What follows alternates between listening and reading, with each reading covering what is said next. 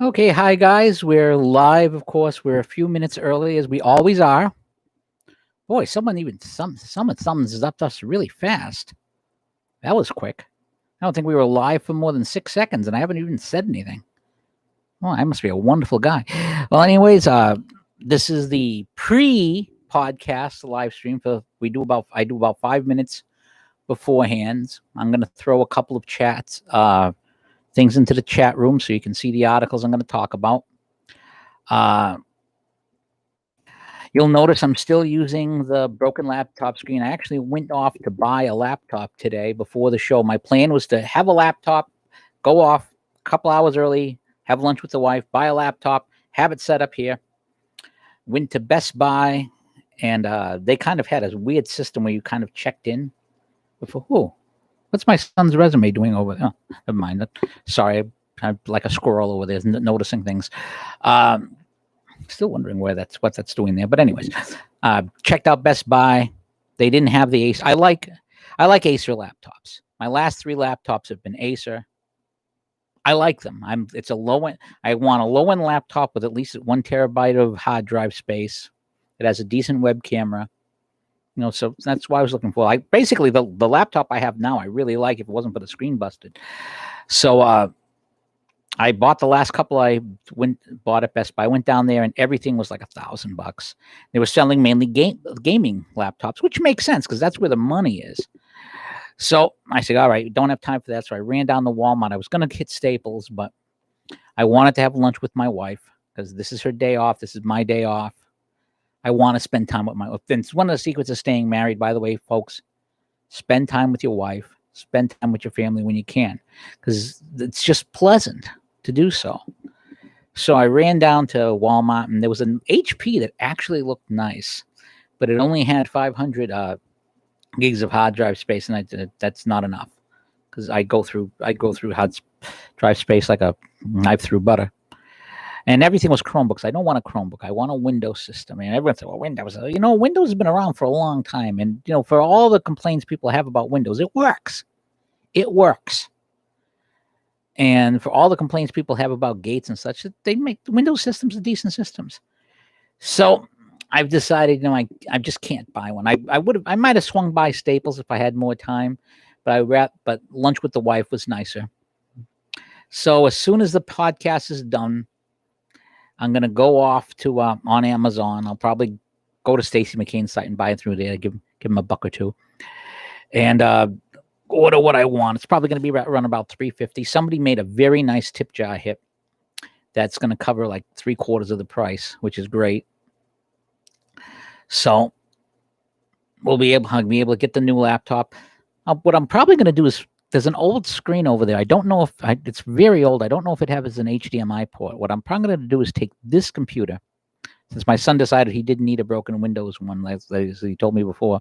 Take this, plug that into that, and put it on a table and use this computer that I'm working on now as basically a backup laptop. Because I never throw these things away. I have one old computer, very old computer, that I use strictly for email. I use it for my email and for one or two things to play DOSBox if I want to play an old DOS game. Because for those things it's good enough, and I just dedicate it for those couple of things.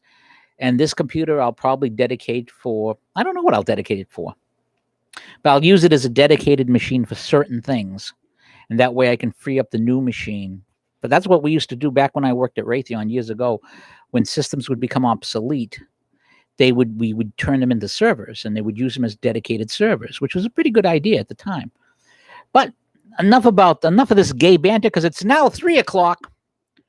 Since we've hit 3:00, that means it is officially time for the Tech Guy Off the Radio podcast. So I'm going to send out one last tweet to see if I can talk a few people into coming in. We're going to go. Okay. And again, I apologize to those watching, because remember, this is a no frills podcast, which means I just do things on the fly, because that's how I do this stuff. I mean, this is not the way I make my living. It would be nice if it was, and then maybe I'd do a studio and all sorts of stuff like that. But no, not how I do this. The Tech Guy Off the Radio live stream Starting now. Talking. Peace deals. Riots. Say canon. Right. Silence on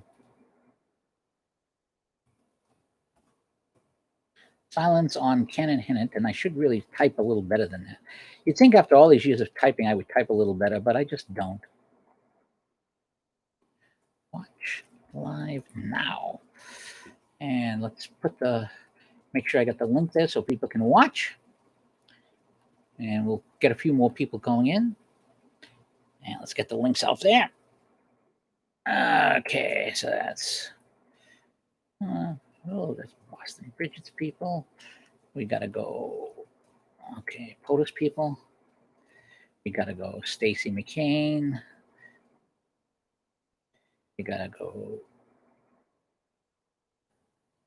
Hold. See if any of the Wretched the Cats people want to watch.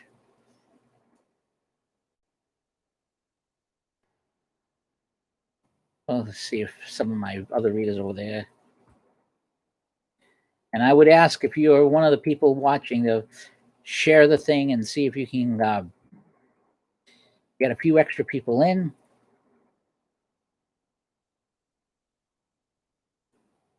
Because every person I get.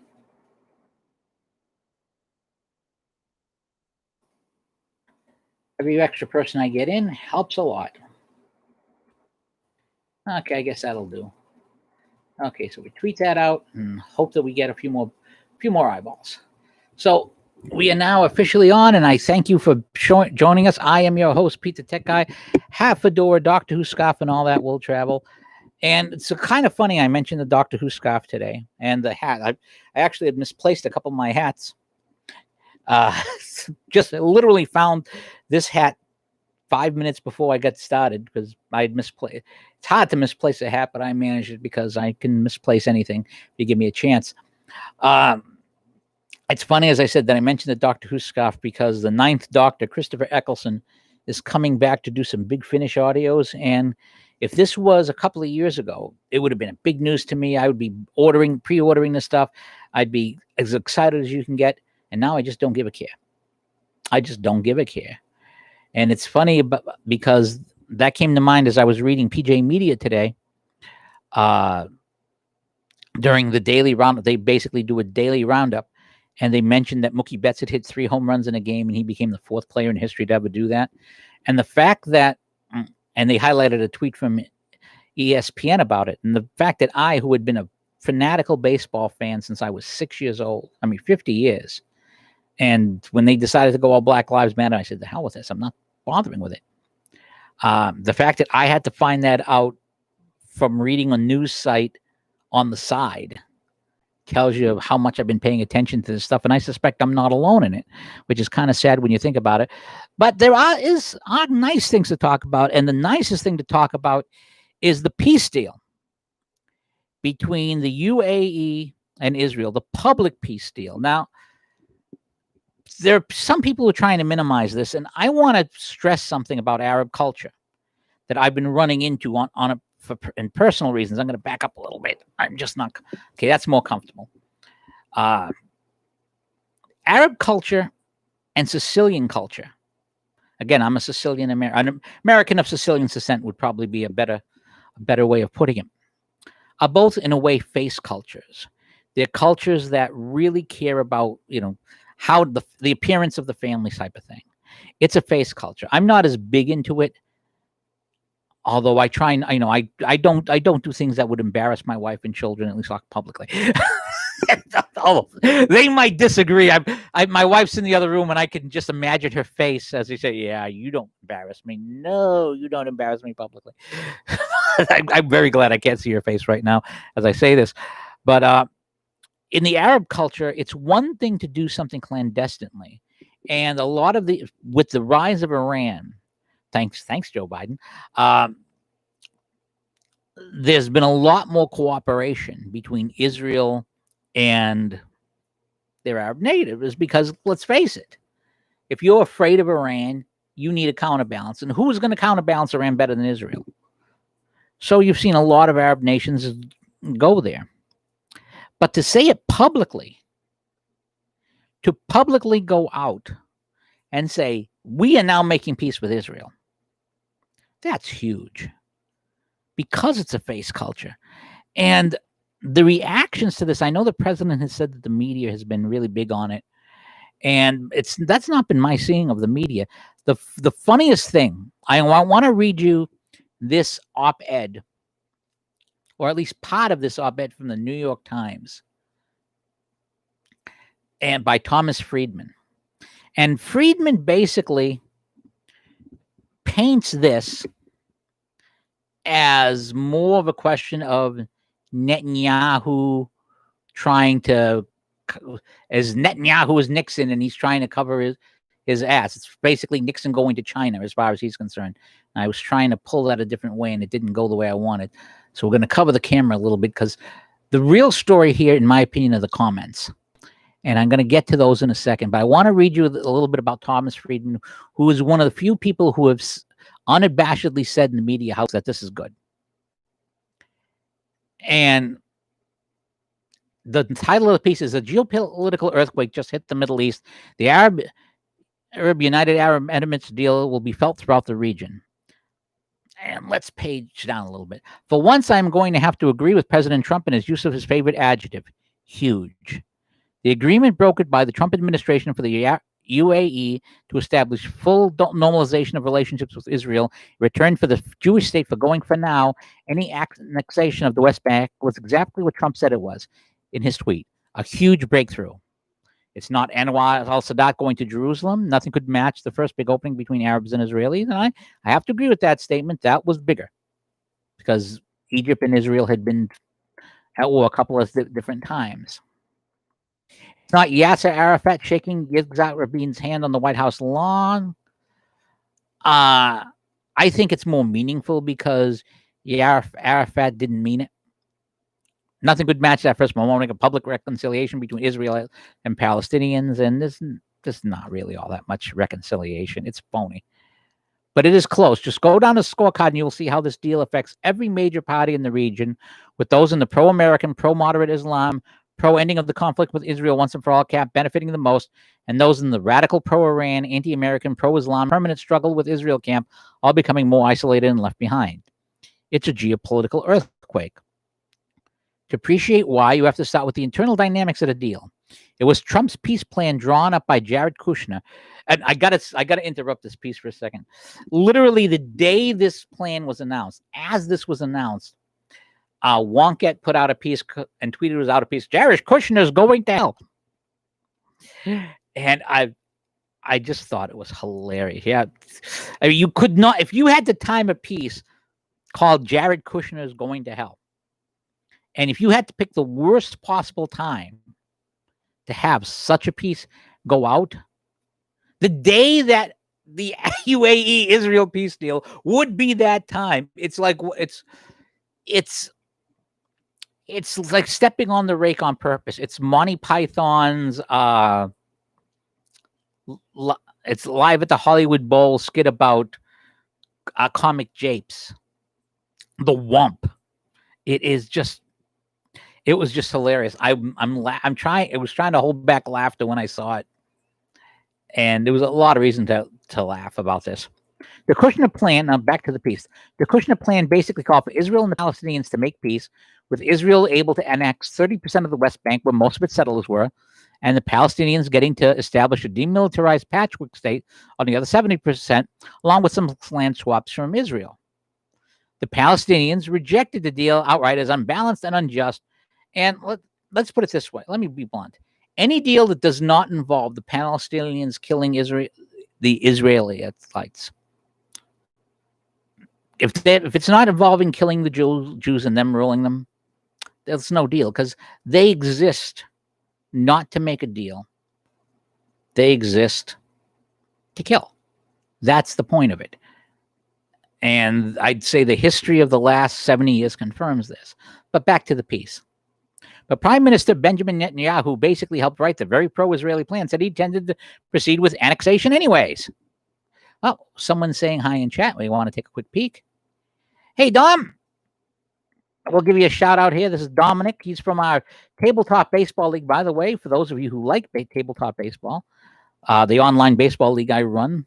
We're going to start our new All Pathetic League, and we still have some openings if you have an interest in grabbing a team. But let's get back to the piece. So where was I? Netanyahu basically helped write the deal, said he was going to proceed with the annexation July 1st without agreeing to the part about the base of his political settlers rejecting, but Palestinians keeping the other 70%. It didn't work because Kushner, who was hearing regularly from Egypt, Jordan, and the Gulf states, said a unilateral Israel annexation would be a total deal breaker for them. Told Bibi, not so fast.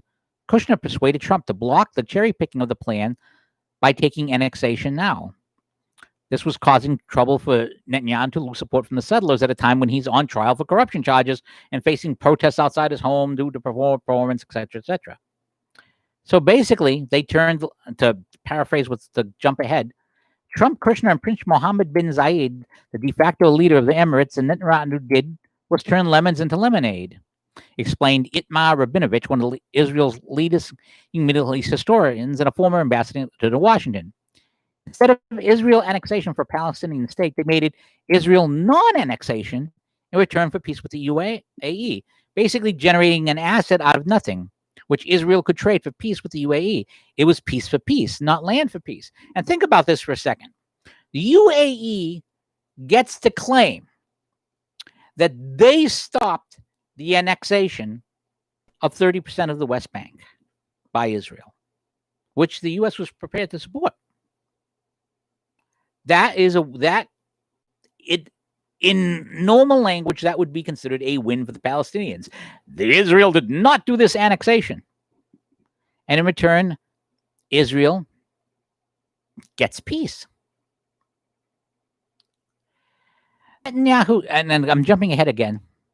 The Netanyahu dynamics here are fascinating, or as an Israeli writer, Arid Shavit remarks me, Netanyahu is trying to get out of his own personal Watergate by going to China. He's like Nixon in reverse. And again, this is all what they're playing about this. By taking the deal, Netanyahu, as Nixon did with China, abandoned his natural ideological allies, the settlers who supported him because they thought he'd deliver annexation. Quote, and this will force Netanyahu to become more dependent on the center and center-right in Israel going forward, said Shavit. This deal may help save Israel democracy by now depriving Bibi of the full army of right-wing forces he needed to destroy the Israeli Supreme Court. In other words, to leftists who are friends of Freeman, this helps it because it weakens him politically with certain groups. And, of course, the Palestinians are very upset.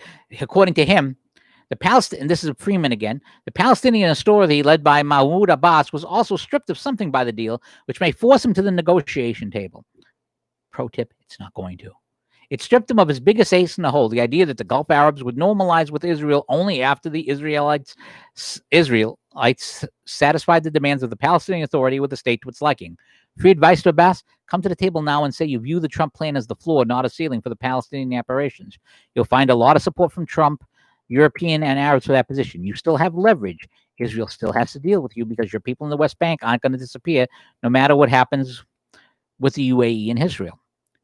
Fact, he's not going. The Palestinians are not going to. The Palestinians do not exist to make a peace treaty. It doesn't matter what the situation is. They are not going to make a peace treaty. The deal will certainly encourage the other Gulf sheikdoms, Bahrain, Oman, Kuwait, and Saudi Arabia, all of which had covert and overt business and intelligence dealings with Israel, to follow the Emirates' lead. They will not want to let the UAE have a leg up in being able to marry its financial capital with Israel's cyber technology, agricultural, and healthcare technology, with the potential to make both countries stronger and more prosperous. The other big winners are Abdullah of Jordan, who feared that Israeli annexation would engage efforts to turn Jordan into a Palestinian state. Just an FYI, Jordan is the Palestinian state. When the division was made by the UN that created Israel, there was a Palestinian or an Arab state, as it was called then, because nobody used the word Palestinians until the 60s. It's made up. It's as phony as Kwanzaa. And the Jewish state. And the difference between the two was the Jews accepted the deal. The Arabs didn't and tried to destroy the Jews. And when they tried to destroy the Jews and failed, Israel became bigger. And then when they tried to, every time the Arabs have tried to destroy the Jews, Israel has gotten bigger and stronger. This should be a clue. This should be a clue. Not only theologically, as in God hasn't forgotten his promises to the Jews, but in terms of these guys, Israel has one advantage over some of the people in the U.S., and we're going to talk about this advantage a little later, that they're under constant threat, so they don't have the luxury of pretending things are not happening in a particular way. The American Jewish community is considered winning, again, according to the New York Times opinion piece here. If Israel has annexed part of the West Bank, it would have divided every synagogue and Jewish community in America between hardline annexes and the liberal anti-annexes. It's a looming disaster, gone for now. But it's a moot point because a lot of the Jews in the United States, at least a good chunk of them, decided that their religion and their allegiance is to liberalism for Judaism. Unfortunately for them, they will find that in universities and jobs and in everything else, they're still going to remain second-class citizens to the Democrats, and it doesn't matter how much they appease them. And now this is what's funny. He says Joe Biden is the big winner because if Biden succeeds Trump, he won't have to worry about the thorny issue. Well, first of all, Biden's not going to succeed Trump. And second of all, Biden didn't worry about the issue. He, with Obama, was helping out Iran. He was on the other side. The big geopolitical losers here are Iran and all its proxies, Hezbollah, the Iraqi militias, Syrian President Assad, Hamas, Islamic Jihad, the Houthis in Yemen and Turkey. Up to now, the UNA has kept the delicate balance between Iran and Israel, not looking to provoke either. But the deal is right in Iran's face. The tact message is, we now have Israel on our side, so don't mess with us. Now, I'm not going to read the rest of this piece, and I've been jumping a little bit in it. But what's interesting about this piece is less the piece itself, which doesn't give, in my opinion, Trump enough credit, although it gives some credit. But the interesting thing is the comments. As of this moment, there are 527 comments. And comments on the New York Times are divided in three ways. There's the readers' picks, there's the New York Times picks, and there's all the comments. And what I noticed right away when I went to the New York Times picks, every single New York Times pick comment that is listed here as picked by the Times attacks the deal. For example, Martha Shelley in Flint, Oregon. Israel hasn't given up annexing the West Bank. It simply postpones it, probably until after the election and until Netanyahu saves his skin one way or the other. I don't know what the United Arab Emirates are getting out of this deal, but they'll probably find out later. This does nothing for the Palestinians. There are 1,115 people who recommended that tweet. That thing. R.K. Wales from New York City. This isn't a diplomatic breakthrough. It's a payoff by the UAE to help get Trump elected. Now, that one only has 31 recommendations, but that only went up 3 minutes ago. It's just very, very fun. Here's one from 2 hours ago from Miami Beach, Jay Orchard. You're right, Tom. Netanyahu's getting the UAE to establish normal relations with Israel while he faces criminal charges is the Israeli equivalent of Nixon thawing relations with China while under the shadow of Watergate. But leave it to our current president to take undeserved credit for the deal in an effort to divert attention from his own considerable domestic failings. And literally, they're all like this. Every Times pick says this. And here's Lou Andrews from Portland. Hey, let's give up your house, Oregon, from 3 hours ago. Trump pushed this for his re-election bid. Israel Prime Minister bit the bullet and complied. They're like mud, so why not? It'll unravel if Biden wins. Just you watch. No Trump, no deal. And that's actually probably true. Now, if you go to the readers' picks, the comments here, and some of them are both, and under the New York Times system, some things that are readers' picks are also Times picks. They mark them so you can see the ones that cross over. Now, here's Russell from Oakland. 1,600 people recommended this. So Israel announced a plan to commit a crime, annexation of the West Bank land, then agrees to peace with a country that, as far as I could tell, it wasn't at war with. Actually, yeah, it were. In exchange for not committing that crime for the moment. Truly astounding, but not the way Mr. Freeman reads. And again, this is, if you go down, it's all, I'm in the reader's picks. When I looked at this 2 hours ago, there were two, in the comments that suggested the deal was good, that it was a good idea. And it tells you what the readership is. And the best line from all of this does not actually come from this site. The best line came from, of all people, Yoko Ono's son. You might, for those of you who are not old enough to remember John Lennon and his wife Yoko Ono, who's survived him, they have a son named Sean, and every now and then Sean just tweets out things that are just brilliant. And I know I have it in my timeline because I tweeted it out. It was, okay, Sean Ono, this is from 20 hours ago, Sean Ono Lennon. Hooray for the peace deal between Israel and UAE. What? Wait, what? Trump negotiated it? I mean, boo. I hate peace. Peace is bad. Us Dems have always been against peace deals, right? Yeah, that's the ticket. And it's hilarious to watch the left try and spin this as a bad thing. It's just amazing, amazing, amazing to watch it happen. And you also have, and of course, you have people like the Muslim Brotherhood. And remember, Obama, Clinton, all these people were in bed with the Muslim Brotherhood. This is a quote from the Muslim Brotherhood Grand Mufti of Libya, Sadiq Al-Gharain. Severing relations with the UAE is not enough. We must fight it and strike it on its own turf. In other words, we need to start attacking the UAE. Now think about this. The Muslim Brotherhood are not pikers. Yet, we're at a point where they are less afraid of the Muslim Brotherhood launching attacks than they are of Iran. It's really something to see. And it's a grand thing. And again, it's very funny to hear the reactions of this. Again, know this, my friends here, this is from Hayel Noor. Let me tell you who he is. He's a blue check. He's an international law, human rights activist, an executive director of United Nations Watch. Know this, my friends here at the UN Human Rights Council in Geneva have over many years done everything in their power for this kind of peace breakthrough to not happen. And today will be a sad, sulking, sorrowful dot.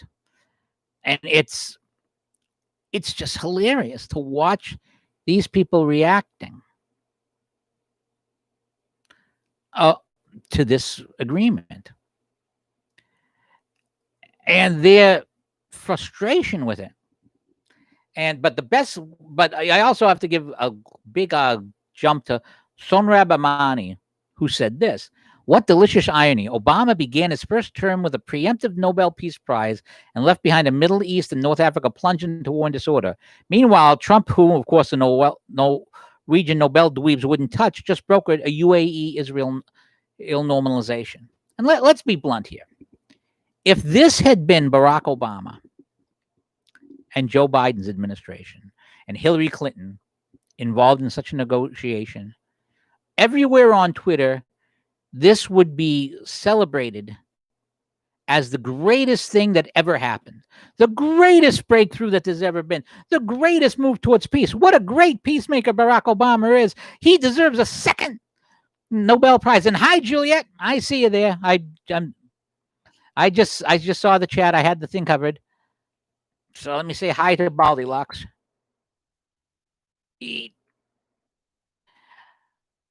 Oh, big news, by the way. We're going to be having a temporary person jump in as a writer here on the site.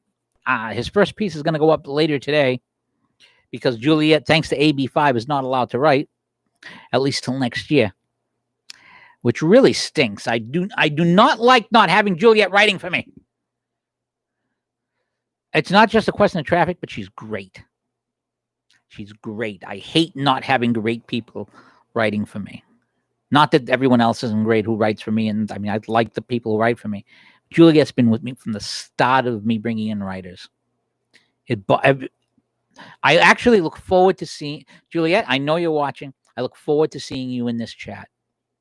I look forward to seeing you because I wish you could be right here on this couch with me doing this podcast together. That would be fun.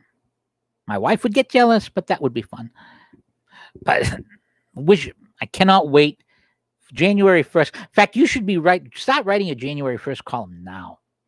Do a great piece about how it stinks that you haven't been able to write here. I can't wait for your first column of the new year. But again, it has just been crazy watching the people spin this.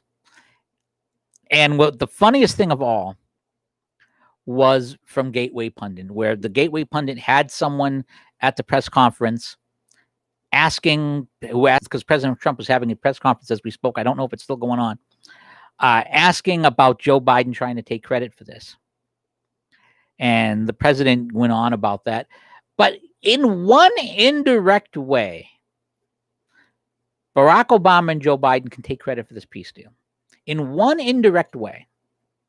And most people probably have not thought of this. But Barack Obama and Joe Biden empowered Iran.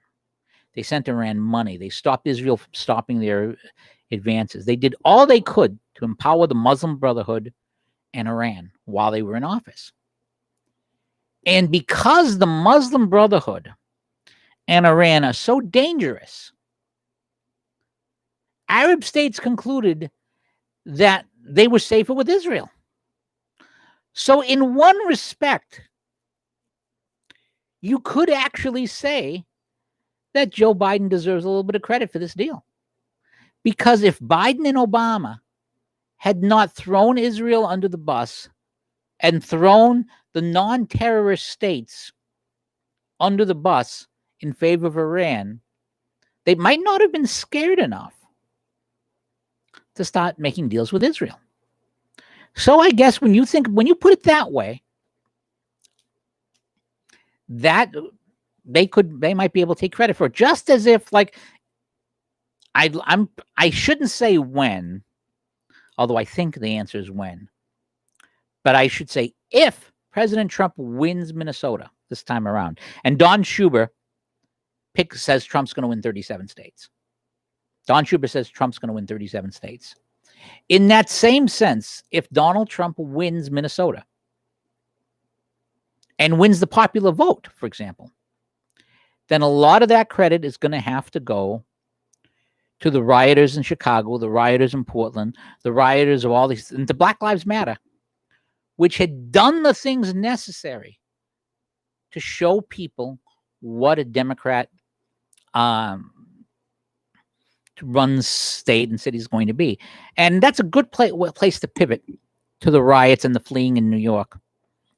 And I'm going to read you a piece from my site concerning all of this, because I think this question is a very important question. Let me just throw the piece into chat so those of you in chat can see it.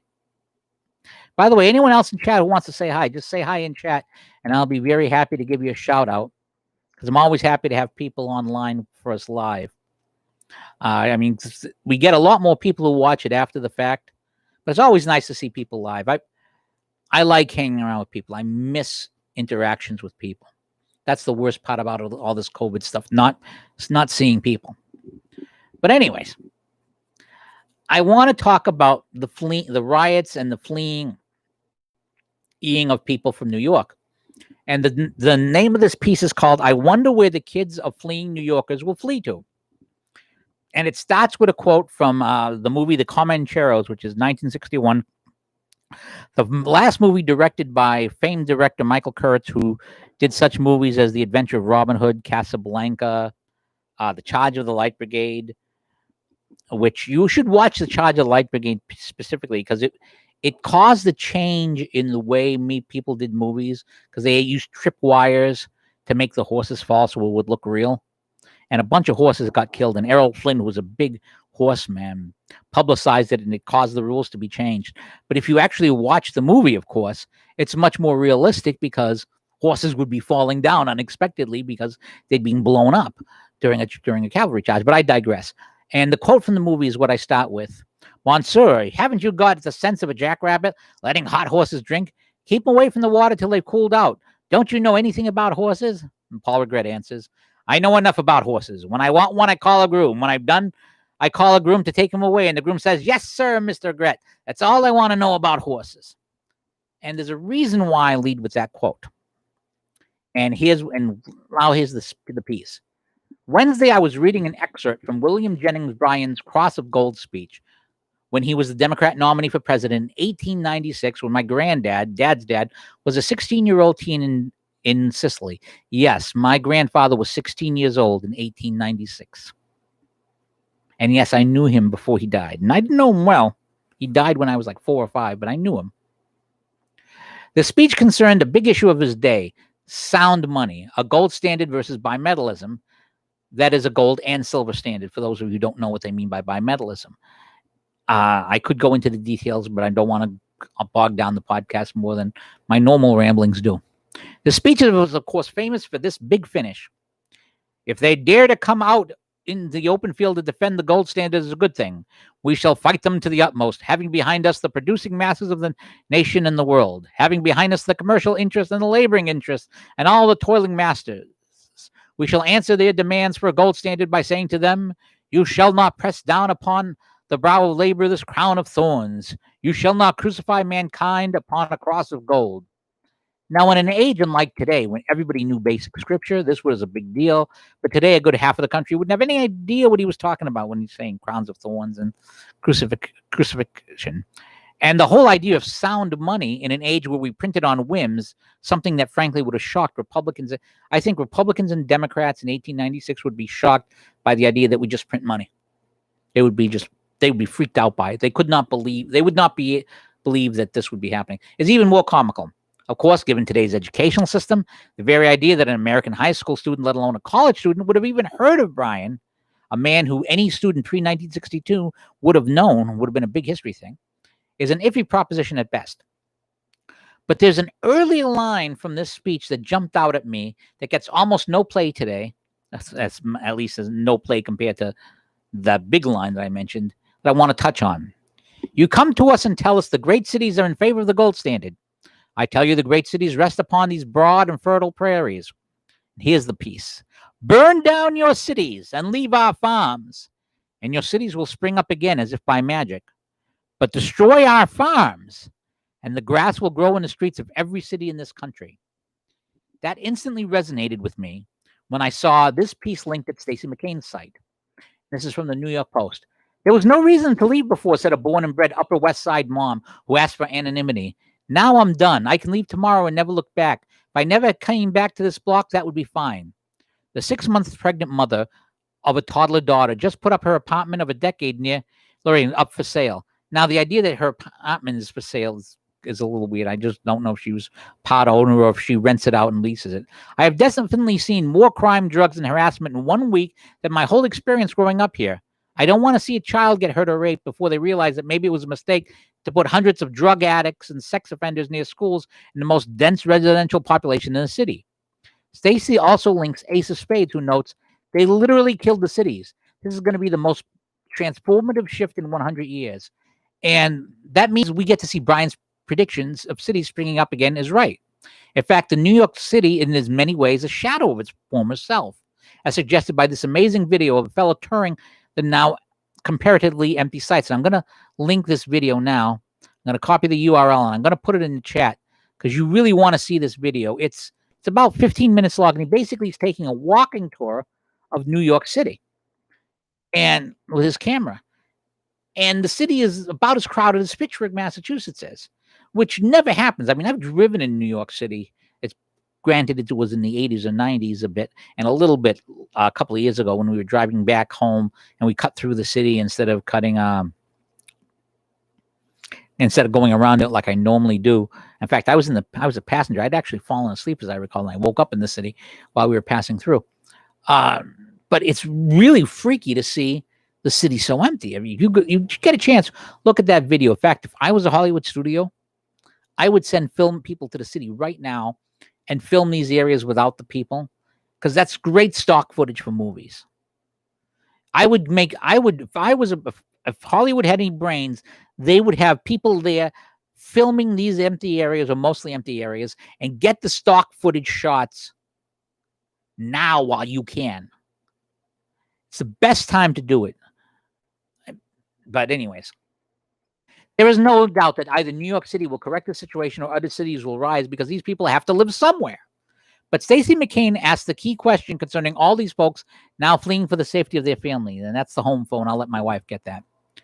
Quote, this is from Stacey McCain. Thousands of families are now fleeing New York City, but the question must be asked, who elected Bill de Blasio as mayor? Probably a lot of those West Side moms voted for de Blasio because it was the trendy, progressive thing to do at the time. Didn't it occur to any of them or wonder what the consequences might be? Nope. They've been raised in Evan Say It's Safe kindergarten of Eden, and they have no more idea how the real world works than Paul Regret knew how to water a horse.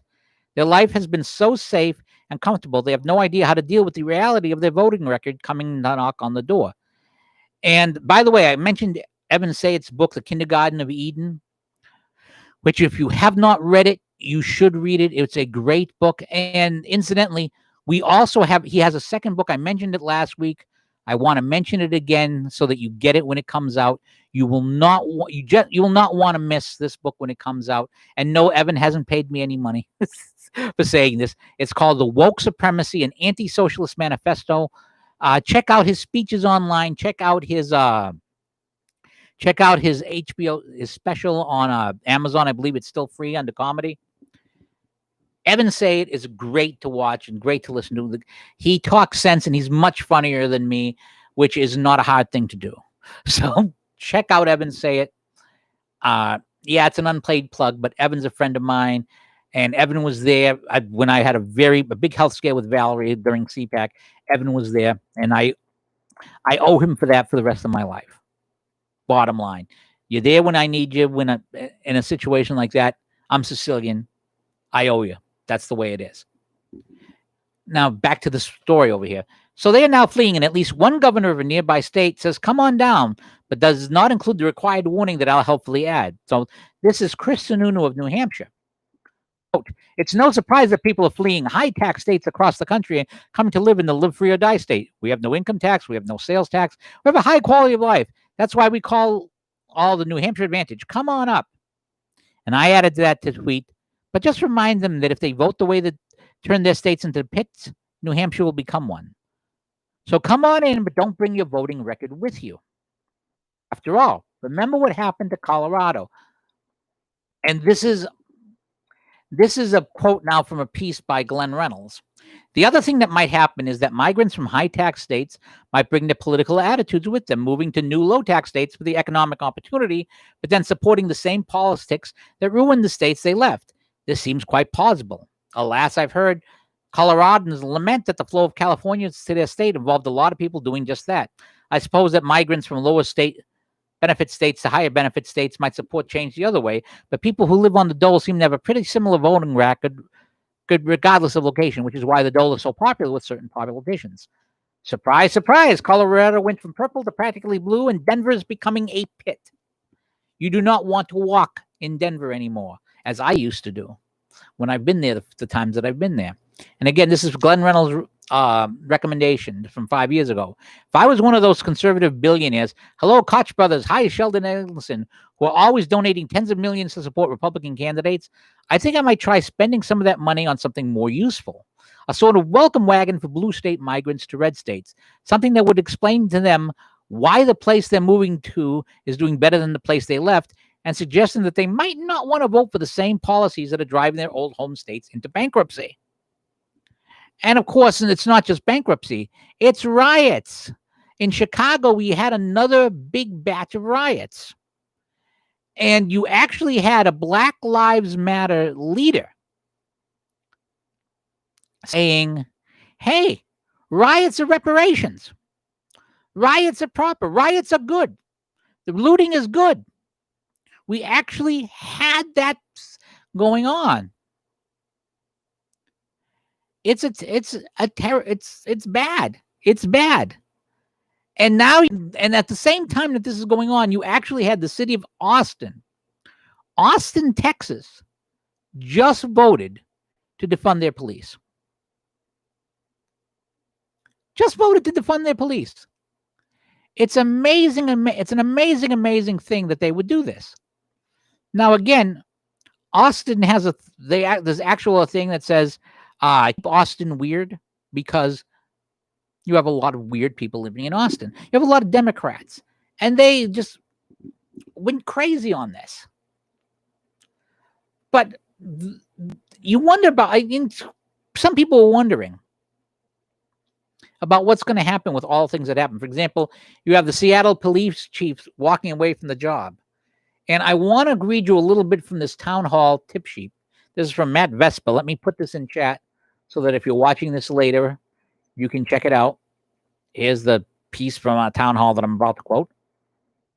Here we go. You scroll down. Seattle Police Chief Carmen Best has been run out of town. The white liberals of Seattle drove away their black police chief. But I guess we're just going to ignore that, right? This is what happens when you play the identity politics game. You're eventually going to look like an idiot. Play stupid games, win stupid prizes. Still, we cannot let this terrible irony go. The white told the black cop to get out simply because she wanted, I don't know, to do her job. The council did everything they could to make her job all but impossible. They tried to ban the use of crowd control devices. Best even showed that these protests were really just unhinged Marxists rioting in the city, unveiling a van impounded by police that contained a variety of weapons that were most likely distributed to agitators during the city's rioting. That's terrorism. With the city council now slashing the police department, Best decided she had enough of the council's insane leftism and bolted. The Democratic Party hates cops, hates law and order, and pretty much will facilitate the destruction of the cities and try and weaponize that against Trump. We have little Emperor Nero setting fires everywhere. For any police officer out there, there are more people who support you enforcing the law and keeping order. Back the Blue is stronger and more widespread than Black Lives Matter, unless you're, of course, talking about in the NBA, in the NFL, in Major League Baseball, and the NHL, of course. Yet when it comes to some pockets of the country, it's the Democrats you hate you more. And it's a crazy, crazy thing. It's a crazy, crazy thing that we're seeing here. There's also one thing that's disturbed me about this, in that how are these riots being sustained? After all, if people are getting arrested, wouldn't that keep them from going back out and rioting? Well, here's something from Bearing Arms, and I'm going to drop this into the chat room too, because you're going to want to see this piece, because I think this is the most important story of all the stories concerning this stuff. This story is the most important one. Right now, there was no place in the country I'm happier not being than Portland, Oregon, and believe me, I'm the same. I could have been living there right now. Considering this is the same nation that houses Chicago, Detroit, Baltimore, and St. Louis, that's saying something. However, in most of these cities, someone tries to hurt the police, they'll be arrested, prosecuted, and possibly convicted in a court of law. Due process will be carried out, but an effort will be made to right the wrong of someone trying to injure a law enforcement officer. In Portland, that doesn't seem to be the case. Quote, scores of the 500 people who were arrested during the nearly 75 days of rioting will have their charges dropped by the new Black Lives Matter approved district attorney. Multnomah District Attorney Mike Smith announced that his default position is not to prosecute. Think about this. His default position is not to prosecute, and most crimes by rioters will be forgiven and forgotten. The list of crimes includes interfering with a police officer, disorderly conduct, and rioting, escape in a third degree, harassment, criminal trespass, riots, sometimes in other circumstances. Attacks on police officers and resisting arrest will be scrutinized based on whether, and we're not making this up, police caused rioters to react because they used tear gas or other crowd control measures, causing rioters to instinctively lash out. Sweet babe, dancing baby Elvis on a cold fusion-powered surfboard. Really? Schmidt is actually taking the look what you made me do defense seriously. After all, this is precisely what he's arguing. This is the DA. He's claiming police are using well-proven crowd control techniques on rioters, somehow makes it their fault if the rioters hurt them. I'd ask if he was kidding me with this crap, but this is Portland. No, people actually mean this kind of nonsense. They actually seem to believe that anything they do to the police is justified. And what's worse is the people of Portland seem to want this kind of thing. While I don't believe police should have carte blanche to do whatever they want, free from repercussions, use of tear gas and those other crowd control measures have long been established policy for trying to break up riots. Now they're basically being told that if a protester physically assaults them and causes an injury, the DA office won't do a damn thing. So what are supposed to use? Harsh language? Schmidt is also not prosecuting people for curfew violations either. In other words, Portland is pretty much lawless right now because the DA is more concerned with appealing to the mob than doing his damn job. It's actually pathetic. Now, I'm not going to read the end of the piece because it's unnecessary. But this is the little part of the story that's not getting enough play. All over the place, DAs who, you've been wondering why the Soros organization has been putting so much money into Secretary of State races and DA's races, which generally fall underneath the radar. And the reason is because the DA's office decides who gets prosecuted and who doesn't. And the Secretary of State decides how ballots are counted. And this is a very smart move on their part. They are basically gaming the system. Because it's not who votes, it's who counts the ballots that determines an election. And it's not who gets arrested, it's who gets prosecuted. Who gets arrested. And here's something from Real Clear Politics. I want to read you this. I want to read you a couple of paragraphs from this story. Let me throw the this is called a piece called The Fiasco of Go Ahead Break Our Windows Policing. Let me throw that in chat so you guys can check it out. Another one in there. There you go. A few mayors, including progressives like Chicago's Lori Lightfoot, are finally fed up with the mayhem and want police to stop it. They're beginning to face the reality that these boarded-up stores can't generate tax revenues they need. Of course, Lightfoot still lacerates President Trump in their speeches and refuses the offer of federal officers to some local officers. By the way, in my opinion, the reason why they don't want federal officers there is if people are charged with a federal crime, then it's not the local DA's call to prosecute. It's the feds. And the feds don't play that game. Why do you think they were so anxious to get the feds out of there, in my opinion? In my opinion, the reason why they wanted the feds out of there was because they knew the feds would prosecute people that they arrested. That's my opinion. I could be wrong. I don't think so. But our policies are edging towards his on Law and Order. And after Sunday's rioting, police made over 100 arrests. Key paragraph. Whether those arrested will ever spend time in the Gray Bar Hotel is another matter. Local prosecutors might simply wait a few weeks and drop the charges. Why? Because prosecutors in Chicago, like those in many big cities, think the justice system is racist and jails are wrongly filled with minorities. These prosecutors who call themselves Justice Democrats refuse to try many crimes. They reject tough-on-crime policies that Democrats, including leading African Americans, supported in the 1990s. Today, prosecutors campaigned on a much different agenda and were elected. And that's the key line there. And were elected. Because in the end, if the people vote for this stuff, if the people vote for it,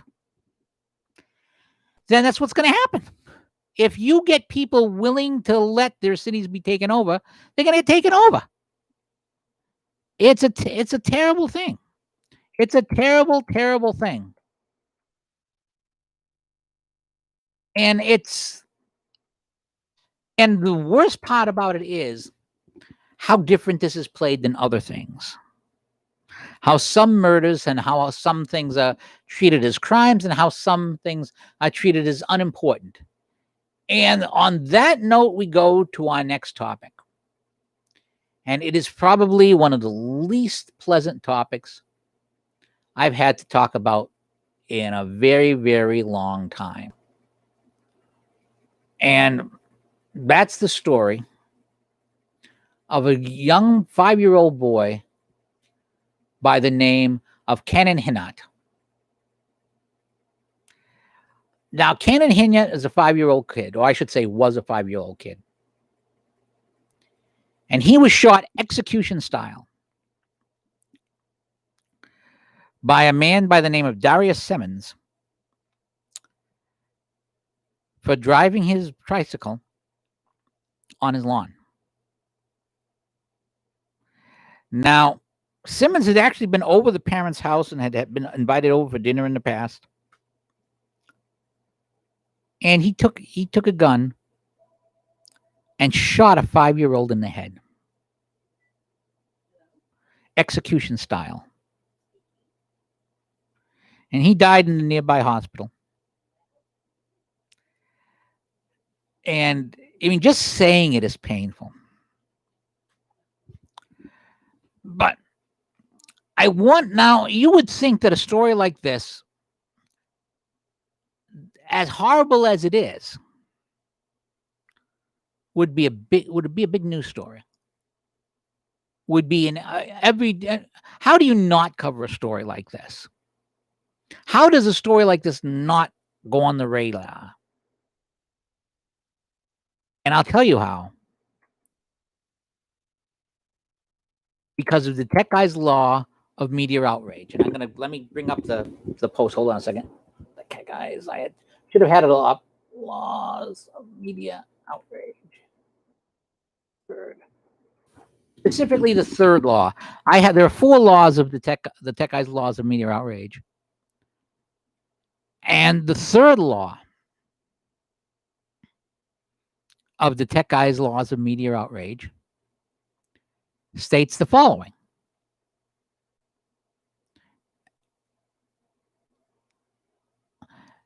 The mainstream media's elevation and continued classification of any story as nationally newsworthy rather than only of local interest is in direct correlation to said story's current ability to affirm any current Democrat liberal media meme or talking point, particularly on the subject of race or sexuality.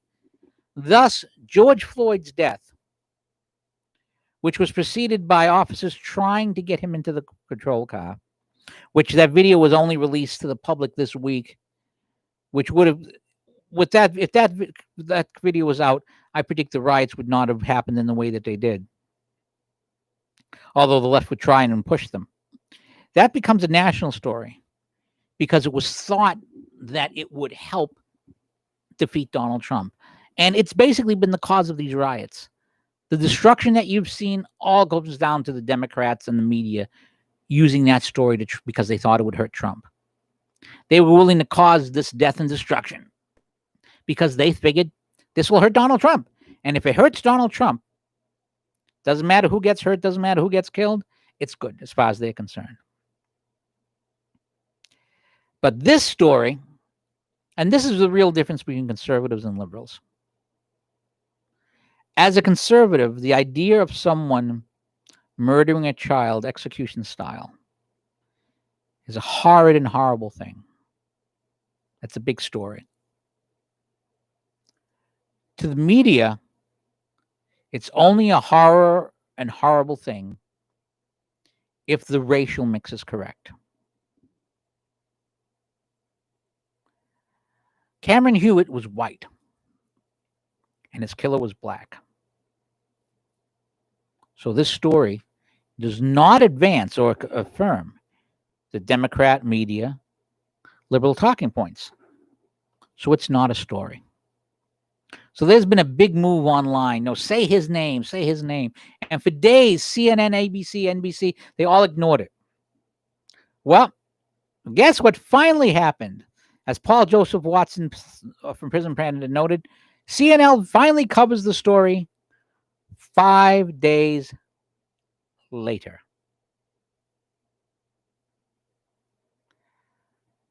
And CNN finally ran a piece said police have charged a 25-year-old man with first-degree murder after they say he shot and killed a 5-year-old boy last week in Wilson, North Carolina. Now, mind you, this is on their website. I do not know if they bothered to put it on their TV.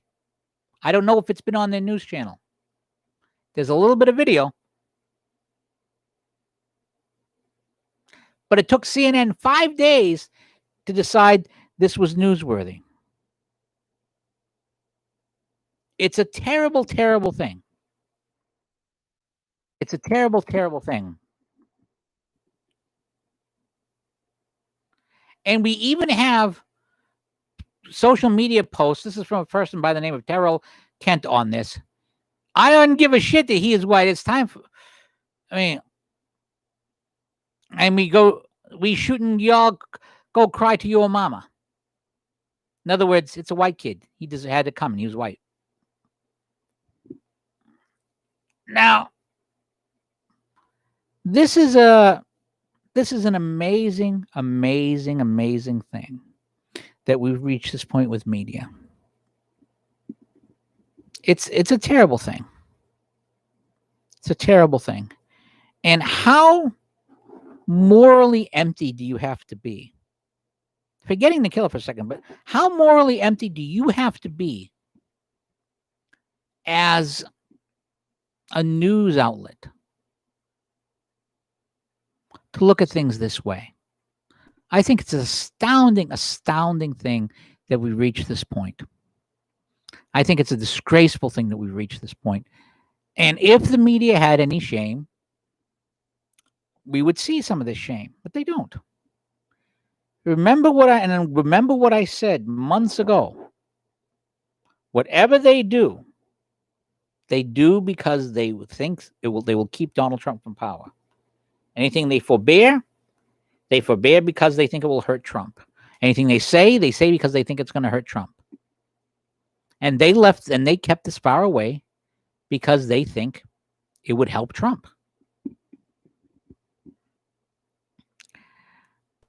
I can't imagine what the parents going through. And it astounds me that they didn't. It's astounded me that this guy survived to be arrested, frankly. Okay. You can't believe it. But that's where we are. That's where we are. And this is why this is the choice that we've reached. And that it took days of pressure to even get that one story online just freaks me out. Actually, frankly, I'm surprised that they gave in to the pressure. I'm surprised that they finally talked about it. I didn't think they would. But they will use that one story to say, oh, we covered this. It's sort of like that episode of Yes, Minister, where the person puts one reference to a possible danger that they want the prime minister to ignore on one paragraph from page 117 of a giant report. And it's just astounding. It's just, there seems to be some breaking news that I should mention. There seems to be some breaking news that I think we should mention. Give me a moment.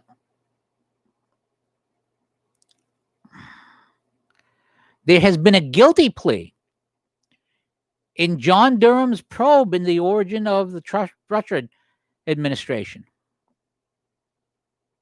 There has been FBI lawyer Kevin Kleinsmith is expected to plead guilty in the Durham investigation. He's accused of falsifying a client document that led to the surveillance of a real Donald Trump campaign associate. If we have a guilty plea, this is big. And he's not a big and to quote Chuck Ross, for those of you who do not know, Chuck Ross is, and I'm bringing up his profile now. He reports for the Daily Caller. But Kevin Kleinsmith was not a bit player in Crossfire Hurricane. He worked with I can't pronounce his name, STRZOK, Strzok, to arrange sending an FBI agent to Trump's briefing. He was on the Mueller team. He took part in the Papadopoulos interviews. He was part of the FISA process. If he's pleading guilty, then this is huge. And it means that something might be going on. And if this stuff all starts coming out, well, and I think actually the good news about this is that justice is being done. The bad news is if we start getting guilty pleas here, then the deep state's already going all out. I don't know how more all out they can go, but you're going to see desperation. And I think you're going to see violence from these guys. I think you're actually going to see violence from these guys because they, how do you say it? When you're on your last legs, that's when you see that sort of stuff. When you think you have nothing to lose. And I think that's going to be very, very, very big. I think it's going to be very big.